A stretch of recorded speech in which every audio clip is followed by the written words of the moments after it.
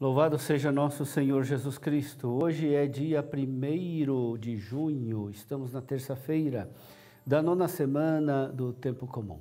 O evangelho de hoje é de Marcos, capítulo 12, versículos 13 a 17.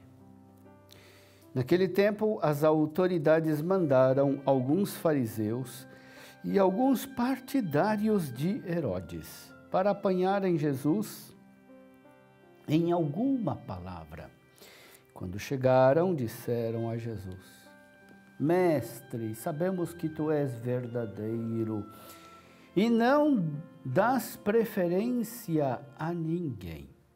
Com efeito, tu não olhas as aparências do homem, mas ensinas com verdade o caminho de Deus. Dize-nos, é lícito ou não pagar o imposto a César? Devemos pagar ou não? Jesus percebeu a hipocrisia deles e respondeu: Por que me tentais? Trazei-me uma moeda para que eu a veja. Eles levaram a moeda e Jesus perguntou: De quem é a figura e a inscrição que estão nessa moeda? Eles responderam: De César. Então Jesus disse: Dai, pois, a César o que é de César, e a Deus o que é de Deus. E eles ficaram admirados com Jesus. Meu irmão, minha irmã, eles perguntam: é lícito ou não pagar imposto a César? Devemos pagar ou não? A pergunta dos fariseus e dos herodianos não é sincera. Eles não se preocupam minimamente em buscar a vontade de Deus, em descobrir a moralidade ou não do imposto a César. O que interessa aos fariseus e aos herodianos é somente ter um pretexto para incriminar ou então para desmoralizar Jesus. A pergunta, portanto, não é uma pergunta, é uma armadilha. Jesus viu a hipocrisia deles, mas não fugiu da pergunta. A resposta de Jesus se dá por etapas. Primeiramente, ele pede: trazei-me uma moeda para que eu a veja. Eles levaram a moeda. Jesus não tem nada. Sequer uma moeda ele tem para mostrar.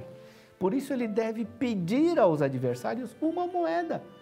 E eles têm moeda. Isso dá a oportunidade para Jesus perguntar: de quem é a figura e a inscrição que está nesta moeda? E eles responderam: é de César. Com isso, Jesus demonstra a hipocrisia deles. Eles só se perguntam se é lícito ou não na hora de pagar o imposto. Só estão preocupados com a moralidade do dinheiro na hora em que tem que pagar imposto a César.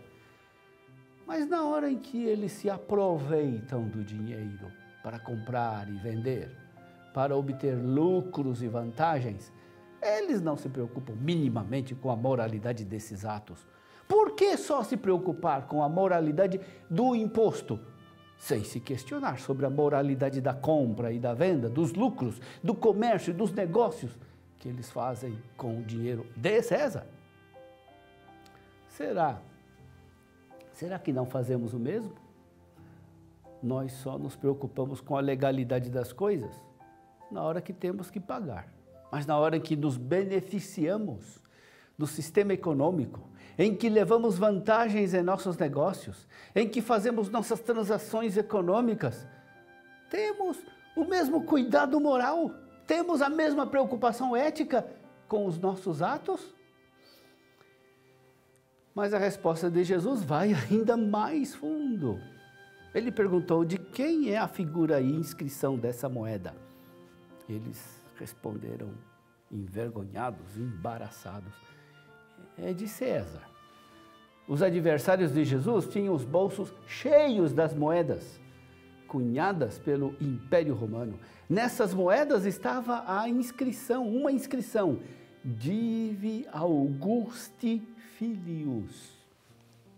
Traduzido, filho do divino Augusto. Os adversários de Jesus não tinham escrúpulo religioso algum em usar essas moedas, em que César era endeusado. Só se preocupam com a idolatria na hora de pagar o imposto. Ora, a resposta de Jesus pode ser expressa nesses termos.